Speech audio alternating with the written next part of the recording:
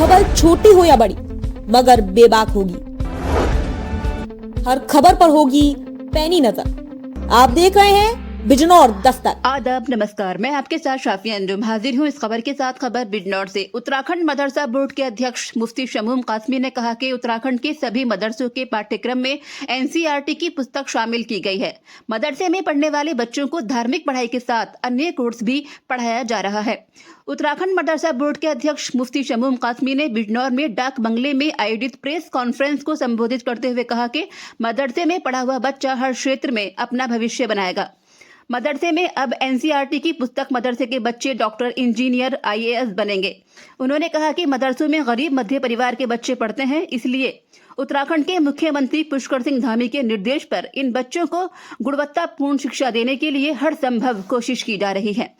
उन्होंने विपक्षी राजनीतिक दलों पर भी कटाक्ष किया। उन्होंने मुस्लिम समाज को हमेशा अपने वोट तक सीमित रखा है। भाजपा सरकार सभी को अच्छी शिक्षा और सभी का विकास करने का काम कर रही है। रिपोर्ट नईम अंसारी। सर, उत्तराखंड मदरसा बोर्ड उन बच्चों को जो मदरसों में बच्चे पढ़ते हैं वो पसमानदा गरीब तबका है मुसलमानों का, जो कहीं और एजुकेशन नहीं हासिल कर सकता क्योंकि बड़े बड़े स्कूलों को वो अफोर्ड नहीं कर सकते। वो गरीब बच्चे मदरसों में पढ़ते हैं। तो उनके लिए हमारे मुख्यमंत्री श्री पुष्कर सिंह धामी जी ने हमें दिशा निर्देश दिया है कि इन बच्चों को भी मेन स्ट्रीम से जोड़ा जाए और इन्हें गुणवत्तापूर्ण एजुकेशन उपलब्ध कराई जाए।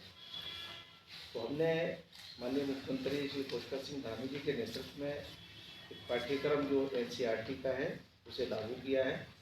और वो एनसीईआरटी का जो पाठ्यक्रम है वो जाहिर बात है कि सेंटर से उसका ताल्लुक़ है और बहुत पारदर्शी है। अगर हमारे बच्चे उसे पढ़ेंगे और हम उसे सुनिश्चित करेंगे कि अच्छी एजुकेशन बच्चों को मिले, तो उसमें हमारा ये पूरा ये संकल्प है कि ये बच्चे जो गरीब घरों से ताल्लुक़ रखते हैं, पसमानदा समाज से ताल्लुक़ रखते हैं, ये यहाँ से पढ़ लिखने के बाद मस्जिदों में फिर उपदेशक बनते हैं या मदरसों में जाकर के अध्यापन करते हैं। जब ये वो एजुकेशन इन्हें मिलेगी अपने धार्मिक एजुकेशन के साथ साथ, ये इंजीनियर भी बनेंगे, डॉक्टर भी बनेंगे और आईएएस और आईपीएस भी बनेंगे। तो मेन स्ट्रीम से जुड़ करके ये देश की सेवा करेंगे, प्रदेश की सेवा करेंगे और इन्हें भी अच्छा जीवन जीने का अवसर मिलेगा। पिछले 60 सालों में जो कांग्रेस की सरकार रही है देश के अंदर, या उसके बाद जो क्षेत्रीय दल थे, उन्होंने मुसलमानों के अनएजुकेटेड होने का बहुत पूरा फ़ायदा उठाया। कल्याण तो उनका किया नहीं और तुष्टीकरण होता रहा। तुष्टीकरण इसी का नाम है कि कोई काम मत करो, सिर्फ उन्हें खुश करते रहो। और एक सबसे बड़ा षड्यंत्र ये था कि आरएसएस और बीजेपी से डराया कि ये आएंगे तो तुम्हारी नागरिकता खत्म कर देंगे, तुम्हें यहाँ से निकाल देंगे। जैसे सीए के ऊपर एक भ्रम पैदा किया, तो सीए जो है किसी की नागरिकता लेने का कानून है ही नहीं, वो तो देने का है।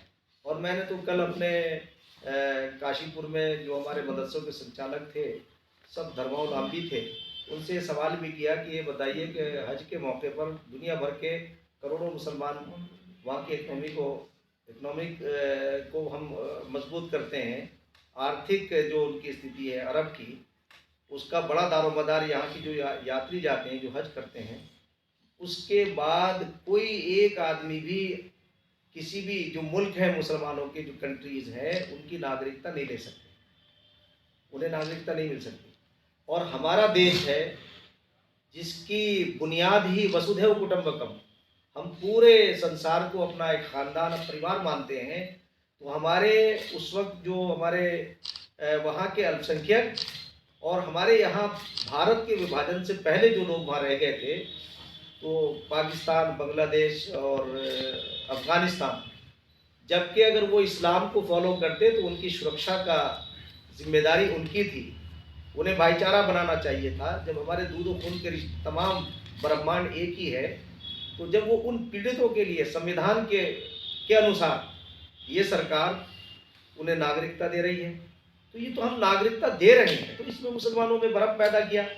दूसरी बात ये कि जैसे यूसीसी है, यूसीसी कुप्रथाओं पर अंकुश लगाएगी, इस्लाम के किसी प्रावधान पर या किसी रस्म रिवाज पर, किसी पूजा पद्धति पर कोई भी उस पर असर नहीं पड़ेगा और ना ही उसके वो खिलाफ है ना। इसमें थोड़ा जो शिक्षा तो मैं कोई वो नहीं मदरसों की जो शिक्षा वहाँ उत्तराखंड में आपने नहीं, हमने वहाँ नज़र कर देख रहे होंगे, यहाँ की यूपी के मदरसों में कोई ज़रूरत है अभी ऐसी कुछ? देखिए, इनका यूपी के बारे में जो उनका वो है वो तो अलग है, मगर हमने जो है वहाँ उस कोर्स के साथ एनसीईआरटी को इसीलिए लागू किया है कि ताकि वो बच्चे मेन स्ट्रीम से जुड़ करके वो भी देश की सेवा में आगे आए, और मेन स्ट्रीम से जब आदमी जुड़ जाता है तो फिर किसी गतिविधि में नहीं रहता। क्यों साहब? नहीं, मैं वही कह रहा हूँ, आप यहाँ के रहने वाले हैं, यहाँ से आपने सब कुछ देखा है, वहाँ आपने बदलाव किया है, तो आपके नज़रिए में यहाँ पे कुछ ऐसी ज़रूरत है? नहीं, मैं अगर इसका सुझाव यूपी सरकार हमसे लेगी और माननीय मुख्यमंत्री जी, तो हम तो इन मदरसों से ऐसे बच्चे पैदा करेंगे, तो उदाहरण तो वही बनेगा इनके हाथों में अमन की झंडियाँ होंगी, और एक दूसरा ऐसा वो होगा। मैंने तो अभी रुद्वानी में पूछा कि भाई इसकी तो रिसर्च होनी चाहिए कि आखिर इन जिनके हाथ में कलम होने चाहिए थे उनके हाथ में पत्थर दिए किसने। मैं 2016 में कश्मीर गया था, कश्मीर बंद था, तो मैंने आकर के उस वक्त राजनाथ सिंह प्रधानमंत्री थे, वो गृह मंत्री थे, तो उनसे हमने कहा था कि ये 3 परिवारों ने मेन स्ट्रीम से काटा। 3 परिवारों ने कैसे, जो यूथ था ना उसे अलगाववाद की तरफ ये लोग लेकर गए ताकि हमारी रोजी रोटी चलती रहे। कश्मीर में 370 2 विधान थे। क्या 2 विधान किसी देश में ये कोई मुसलमानों के लिए कोई ये पुरस्कार था क्या? ये कुछ विशेष लोगों के लिए ये सारी चीज़ें पैदा की गई थी। उन्हें जब वो इलेक्शन लड़े तो राजीव गांधी प्राइम मिनिस्टर थे 1987 के अंदर, उन्होंने उनके बैलेट बक्सों पर कब्जे कर लिए और उन्हें मेन स्ट्रीम से काट दिया। वो अलगाववाद की तरफ बढ़े, इनका फायदा हुआ, इन्हें सुरक्षा भी मिली, और पूरा जो यहाँ से योजनाएं जाती थी, जो पैसा जाता था वो सब इनके घरों में लगता था। आज जब एक पारदर्शी प्रधानमंत्री आए, उन्होंने कहा भाई हमारा तो संकल्प था कि एक देश एक विधान। हमारे तो भारतीय जनता पार्टी के जो संस्थापकों में से आते हैं, जनसंघ के संस्थापक थे, और भारतीय जनता पार्टी के प्रेरणा स्रोत उनकी तो वहाँ वो शहीद हुए वहाँ कश्मीर में, उनका मर्डर हुआ।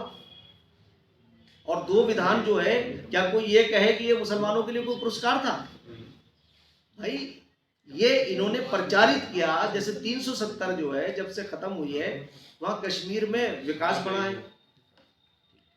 भारत के लोगों, यानी पूरा कन्याकुमारी से लेकर के वहाँ तक सिर्फ 3 कानून चलते थे वहाँ भाई साहब, सूचना प्रसारण और करेंसी और डिफेंस। चौथा कोई कानून लागू नहीं था कश्मीर के अंदर। और ये सब भाई आप बताइए कि आज के प्रधानमंत्री ने एक साहस, और गृह मंत्री जी ने एक साहस दिखाया, तो इसका कोई किसी कम्युनिटी के खिलाफ थोड़ी है चीज। अब इसे वो अगर कम्युनिटी के खिलाफ ला करके खड़ा करते हैं, मैं इसी बात को ये सोचता हूँ कि ये तो कम्युनिटी के खिलाफ ही नहीं है चीज। तो हमने तो उन 3 परिवारों को देखा था कि इन्होंने अपने फायदे के लिए उन्हें मेन स्ट्रीम से काटा। कितने लाखों नौजवानों का कत्ल हो गया, असमय मौत हुई, कौन है उसका जिम्मेदार? उस वक्त जब उनका वो इलेक्शन में हो गया तो राजीव गांधी जी उस वक्त जो है वो प्राइम मिनिस्टर थे।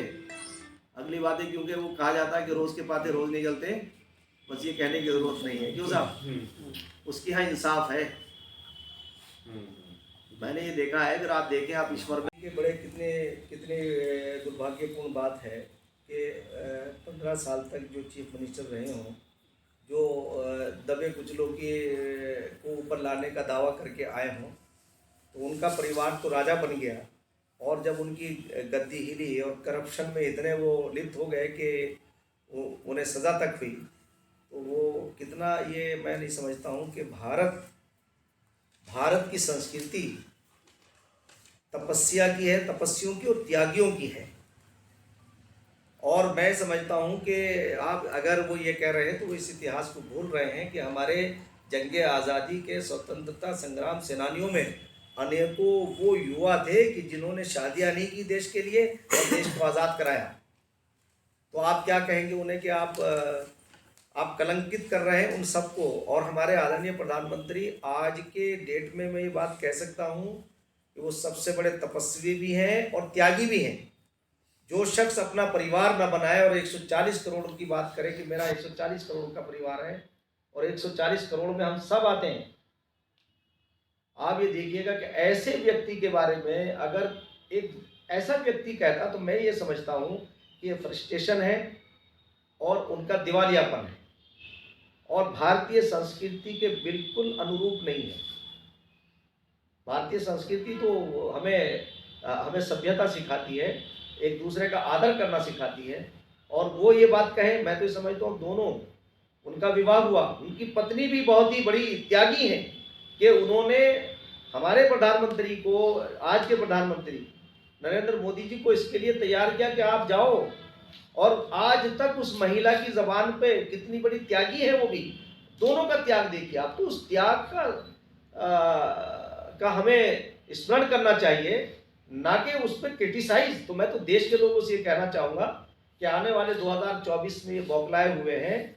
मैं समझता हूँ कि विपक्ष की कुर्सी के लायक तो पिछली बार नहीं छोड़ा है, इस बार इतना कमज़ोर होने चाहिए। और भारतीय जनता पार्टी और भारतीय जनता पार्टी के नेता, हमारे हम सबके नेता आदरणीय प्रधानमंत्री, उन्हें मजबूत करना चाहिए। मैं तो विशेषकर मुसलमानों से भी ये कहना चाहता हूँ आपके माध्यम से कि आप गौर तो करिए कि किसने तुम्हारे आंसू पूछे।